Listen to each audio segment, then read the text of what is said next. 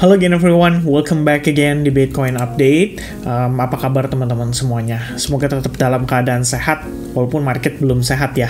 Bitcoin lagi batuk teman-teman, langsung drop cukup signifikan. Awalnya ekspektasinya sekedar koreksi santai, tapi ternyata cenderung nggak santai teman-teman ya. Balik lagi di bawah $60.000 dan prosesnya relatif singkat atau sebentar aja.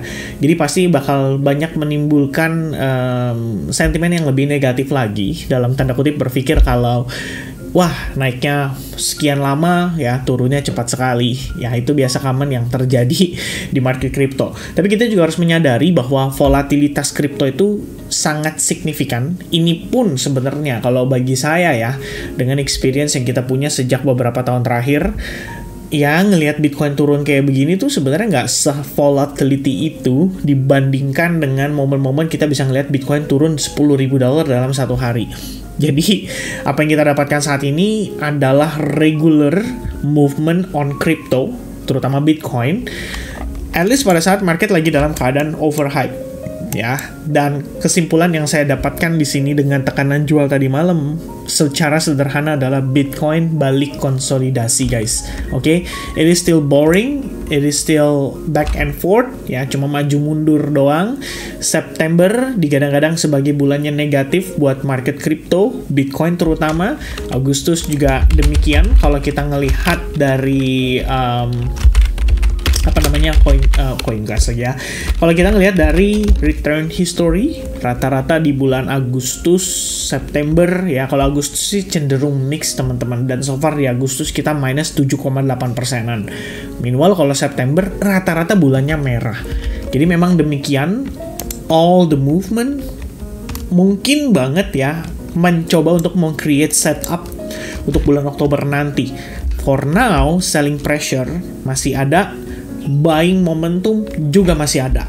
Yang saya lihat di sini tadi malam ya, salah satu triggernya kelihatannya ARK Invest di sini, ARK 21 Investment ya, corporation and blah blah blah blah, minus kita $102 juta, artinya outflow datang dari sana. Namun yang menurut saya cukup menarik, tren pembelian dari BlackRock suddenly stop. Dan itu kayaknya langsung menyebabkan market kehilangan demand ya. Bisa dibilang langsung kayak tadinya ada penyangga ya. At least dalam beberapa hari terakhir kita ngelihat BlackRock aktif berbelanja. Bahkan puncak sentimen positif saya pikir ini terjadi pada hari Senin, dengan total pembelian BlackRock ETF itu mencapai $224,1 juta. Jadi inflow-nya $202,6 juta. Tapi setelah tadi malam minus $127,1 juta, langsung ngasih tekanan jual. Ya, this is amazing ya guys. BlackRock juga nggak beli, berarti mungkin nggak ada plafon bawah ya. Which means kalau ada orang-orang melakukan sell short atau mungkin jualan ya, ya nggak cukup bisa ditampung lah ordernya. Dan itu menyebabkan adanya pelemahan momentum cukup signifikan. Setelah kita cek sentimen ya di sini, ini ada bukan satu platform lah. Kalau kalian ngecek di Twitter, cek aja search namanya sentimen ya, dia kebetulan centang biru. Traders open big long on DYDX ya, this is amazing. Oke, nge-spike. Jadi kelihatannya memang proses yang terjadi tadi malam atau tadi pagi ini adalah bagian dari liquidity sweep untuk market. Ya, jadi nurunin penumpang supaya bebannya lebih enteng teman-teman sekalian. Tapi pada dasarnya, kalau kita ngambil kesimpulan secara keseluruhan, memang market ini masih konsolidasi di situ-situ aja. Beberapa kondisi yang kalau yang beberapa kondisi atau indikasi yang menunjukkan kondisi tersebut adalah ketika Bitcoin itu chop ya. Chop itu kayak kamu ngeliat kayak dia motong terus-menerus di EMA 21 ini. Ya, terus menerus dia potong, naik turun, ya kan, naik turun. Kemudian di sini juga naik, kemudian dia turun lagi. Biasanya exponential moving average 21 itu bisa jadi sebuah tools yang membantu kita menentukan tren secara jangka panjang. Jadi kalau kalian lihat misalkan contoh for example ya, pada case 2020-2021, EMA 21 itu benar-benar bertahan dengan baik, menjadi bagian dari indikator support dynamic yang teman-teman bisa jadikan sebagai acuan. Jadi once price going down di bawah EMA 21, baru mungkin ada concern meningkat, wah ini kayaknya antara kita masuk fase pullback-nya atau dia bisa mengalami reversal. Dan biasanya sih tergantung dari seberapa dalam dia bisa mengalami tekanan jual itu. Jadi kalau misalnya kita pengen lihat dia turun ya seandainya ya impulsif banget, bahkan sampai ada perubahan struktur. Nah ini jadi warning lah ibaratnya kalau market bisa mengalami reversal. Jadi kalau buat saya pribadi sih EMA ya tidak menjadi satu tools utama saja, tapi ini hanyalah menjadi satu tambahan indikator untuk kita menentukan ini market mau dibawa kemana gitu. Jadi kalau kemarin kita ngelihat, wah dia berhasil reclaim, kemudian ada proses retest yang bagus sekali di sini, maka kenaikan ini bukanlah hal yang membingungkan ya, tapi memang merupakan proses di mana sentimen positif itu kembali masuk ke market setelah adanya retest juga terhadap EMA21 yang mempertahankan level tersebut dengan cukup baik. Ditambah kalau kalian ingat previously kita ngelihat kan di sini memang ngebentuk semacam ya kamu bisa katakan ini sebagai bull flag, kamu bisa katakan itu sebagai falling wedge, bisa katakan itu sebagai channel yang pasti dia breakout dari trendline dan itu yang ngasih sentimen cukup positif. Tapi sekarang kita ngelihat trendline tidak lagi di respect. Oke, there's no respect on the trend line. Kita ngelihat tekanan jual terjadi sangat agresif. Kemudian my previous analysis bahkan semalam banget teman-teman ya, saya ngomong apa adanya. I have long positions. Coba untuk nge-setup begitu dia testing ke level support resistance ya. At least saya bersabar setelah nunggu dari sini nggak dapat, sini nggak dapat, sini nggak dapat, sini nggak dapat, sini nggak dapat, sini nggak dapat. Baru akhirnya saya decide, oke, ini ada support resistance, ini ada area of liquidity. Maka yang saya pertimbangkan adalah bagaimana jika saya menyisihkan sebagian resiko, katakanlah 0,5% dari total capital untuk saya coba trade di situ. Jadi kalau misalkan memberikan saya kesempatan untuk profit, ya ekspektasi saya adalah if price can go up again back ya ke previous high level aja, saya pikir ini bakal jadi kesempatan menarik. Jadi setup saya lebih kurang seperti ini teman-teman. Saya langsung aja pakai di sini ya. Nah, ini dia ya, setup saya lebih kurangnya di sini. Jadi, saya antisipasi kemungkinan dia dapat reaksi dari Fibo 0,79%. Dan di sini kan kita tahu ya, terdapat order block. Order block ini yang bertanggung jawab atas rally-nya Bitcoin pada sekitaran akhir Agustus ya. Kalau kita lihat 23 sampai 24-an ini naik cukup signifikan. Jadi saya pikir ya around this range, kalau misalkan kita dapat reaction, boleh lah saya coba untuk set long position dengan pertimbangan kalau dia bergerak di bawah previous low ini aja, saya akan cut loose posisi saya tanpa harus menunggu terkena stop loss. Jadi overall risk yang saya setup di sini adalah minus $50, let's say dari total capital $10.000. Nah, ini artinya teman-teman, kita risking 0,5% dari total capital.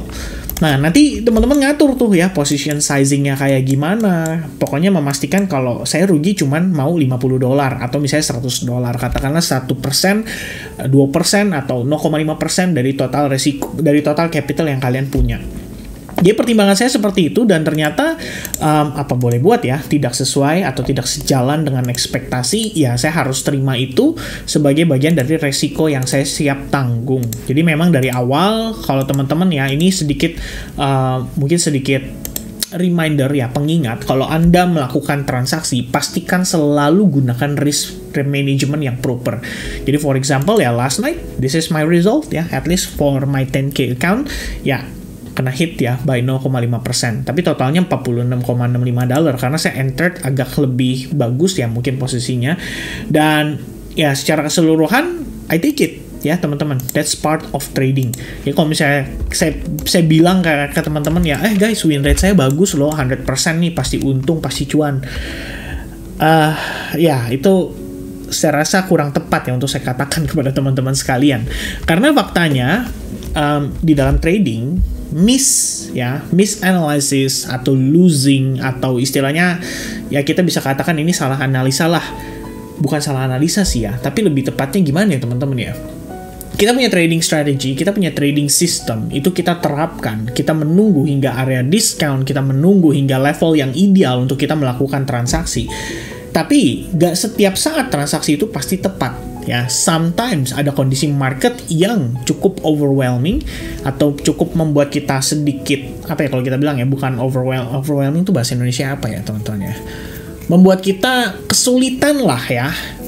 Sehingga transaksi tersebut tidak sejalan dengan ekspektasi kita, dan disitulah fungsi daripada stop loss itu, memastikan kita meminimalisir resiko kita dan melakukan transaksi dengan resiko yang terukur. Jadi itu yang saya pengen remind ke teman-teman di video update ini. Oke? So, here's the plan teman-teman sekalian ya. After saya hit by stop loss, I see the price going down again. Very impulsive. Ini bisa mengindikasikan terjadinya potensi reversal. Ya, kembali pada lower time frame-nya. Namun demikian, kalau kita melihat lagi secara keseluruhan, memang Bitcoin hanya back and forth aja. Jadi kalau saat ini dia meng-offer saya sebuah peluang untuk melakukan sell short, memanfaatkan potensi penurunan lanjutan, yang saya lihat adalah satu, dari perspektif daily kita mendapati dia mengalami rejection atas 0,79%, retracement atas overall swing-nya, let's say kayak gini teman-teman, ya, boom, kena reject. Lalu kita dapatkan confirmation candle close juga di bawah exponential moving average 21 pada daily perspektif. Ini artinya secara sentimen jangka pendek kita masih ada potensi untuk dia kembali mengalami tekanan jual lanjutan ya. Nanti seandainya kita ngelihat dia mengalami retracement nih, nah itu bisa jadi satu pertimbangan bahwa market masih bisa nerusin pelemahannya. Yang saya coba perhatikan teman-teman untuk progresnya saat ini, itu ada beberapa hal ya. Satu, kalau kita lihat overall swing, ini adalah high point, and then dia having a pullback. Lalu di sini kita start mengalami reversal, terus naik, dan baru kali ini kita lihat di time frame 4 jam, dia mengalami structure shift, oke, pada previous low, tapi internal. Maka dari itu, kita bisa katakan kalau ini adalah lowest point kita, major swing low, dan ini adalah major swing high-nya. Ini prosesnya sama kayak waktu kita ngelihat di sini. Jadi begitu dia start mengalami pullback, ya at least pada salah satu low point-nya, di situ kita bisa mengatakan bahwa oke, this is our major swing low dan this is our major swing high. Kita bisa tarik Fibonacci seperti ini, dan untuk case-nya sekarang pun seperti ini teman-teman. Ya, ini kita bisa tarik Fibonacci seperti ini. Oke, tapi ini khususnya spesifiknya untuk swing yang berlangsung dari low point ini ke high point ini. Jadi kita ngelihatnya tuh seperti ini teman-teman sekalian. Ini high, pullback, and then going up. Ya, ini satu swing secara keseluruhan pada perspektif time frame 4 jam, begitupun untuk daily-nya, lebih kurangnya di sini. Ya, ini yang saya lagi coba untuk pantau. Namun, dengan tekanan jual yang begitu impulsif, tentu saja kita juga harus memperhatikan adanya resiko tekanan jual lanjutan kalau misalkan dia naiknya nanti malah dalam keadaan yang korektif. Oke, untuk saat ini saya nggak ngelihat ada level-level di mana kita bisa bertahan di bawahnya. Probably kalau kalian mau nambahin SNR-nya, ya kita bisa tambahin di kisaran $57.000 or this level. Oke, kisaran $58.000. Mungkin itu menjadi alasan juga kenapa market masih respect ya terhadap level tersebut dan somehow bisa bertahan dan mengalami rebound kembali tepat setelah kita testing ke range area tersebut. Jadi jatuhnya kayak gini guys. Ya, 58.000, boom, nge-swing naik ke atas lagi. Jadi kita ngeliat di sini ini support level, support level, support level, support level. Ada potensi di sini jadi support level. Sedikit di bawahnya range area yang juga memberikan reaksi pada Bitcoin setidaknya dalam beberapa pekan terakhir itu adalah di kisaran area $57.000. Keduanya sama-sama level psychology. Dan kalau bisa diambil kesimpulan teman-teman sekalian ya saat ini kita back and forth aja. Namun yang saya anticipate lebih krusial lagi adalah bagaimana jika kenaikan terbatas ini memang sudah berakhir dan tampaknya kita meneruskan overall swing ini. Oke, nah ini. Jadi ini adalah naik korektif. Let's say ngebentuk ABC ya. I forget teman-teman kapan terakhir kali saya mention soal ini, tapi demikian saya pernah bahas ya di salah satu video saya ngebahas tentang kondisi ini. Let's say ini adalah ABC corrective wave, atau kalau saya salah mungkin di sini ada wave 3-nya kita teman-teman sekalian. Ya, yang manakala harusnya bisa rally lebih signifikan lagi. Tapi ngelihat proses kayak begini, kelihatannya peluang kita jadi lebih kecil. Saya lebih ngelihat ini sebagai ABC corrective wave, dan ada possibility bahwa all of this bisa jadi wave 1 menuju 2, 3, 4, dan 5. yang artinya lower price untuk Bitcoin. Mungkin ini juga sejalan dengan pertimbangan kita melihat September ada kemungkinan market Bitcoin itu masuk kembali ke dalam tekanan jual ya, yang mana kita ngelihat rata-rata dia cenderung memerah, maka dari itu jadi concern atau pertimbangan saya saat ini. So saya akan marking ini sebagai market structure shift, dan kalau kita lihat dengan di sini terdapat fair value gap, di mana seiringan dengan kondisi tersebut juga terjadi tekanan jualnya setelah adanya candle ini, maka kita mempertimbangkan jika Bitcoin mengalami retracement atau pullback secara korektif dan di situ kamu dapatkan rejection kembali, ini artinya memang ada kesempatan untuk kita follow up lebih kepada sell short opportunity. Oke, so update saya sementara seperti itu. Kesimpulan saya, market secara gambaran besar, kalau kamu zoom out, ya ini masih konsolidasi. Kedua, teman-teman, yang perlu diperhatikan adalah ada potensi konfirmasi atas lower high di sini. Yang artinya, ada possibility Bitcoin bisa dibawa create lower low. Oke, so that's gonna be the update. Sekali lagi penekanan teman-teman ya, bukan berarti Bitcoin scam. Beberapa orang mungkin pasti udah berpikir kayak, wah ini Bitcoin scam nih. Tapi bukan berarti ini Bitcoin scam ya teman-teman sekalian ya. Dalam tanda kutip di sini, kita menyadari bahwa lower high ini memberikan kita data lah istilahnya. Data yang kita bisa olah jadi sebuah informasi. Informasi itu adalah memberikan saya konfirmasi bahwa ini ada potensi lock-in bisa ke harga yang lebih rendah. Bukan berarti semerta-merta 100% akan ke sana gitu loh. Karena seperti yang saya katakan tadi, saya pun masih bisa salah. Saya manusia biasa, teman-teman. Dan tidak pernah meng-advertise di YouTube channel ini bahwa saya adalah selalu orang yang selalu tepat ya di dalam melakukan analisa dan memberikan pandangan terhadap market. Oke? So, I can be wrong, guys. Please ya, jangan mengambil kesimpulan seperti itu kalau saya adalah yang terbaik atau gimana teman-teman. Karena saya pun nggak pernah mengatakan hal tersebut. Oke?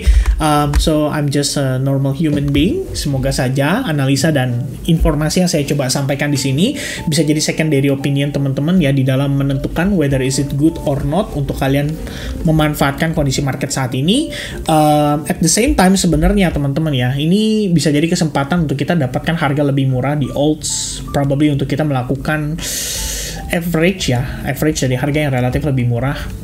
Ya nanti jadi pertimbangan teman-teman lah ya, itu pertimbangan masing-masing lah kalau menurut saya. Nanti saya review kembali, dan again guys ya, kalau misalkan in the previous video atau previous live streaming bisa tercapai 1000 likes button, kita jumpa lagi sama teman-teman ya di live streaming akhir pekan ini sekaligus penutupan untuk Bitcoin dan juga alts di akhir Agustus. Oke, di hari Sabtu berarti ya. Oke, so I think that's it. God bless everyone and I'll see you guys again in the next update guys. Cheers, bye bye.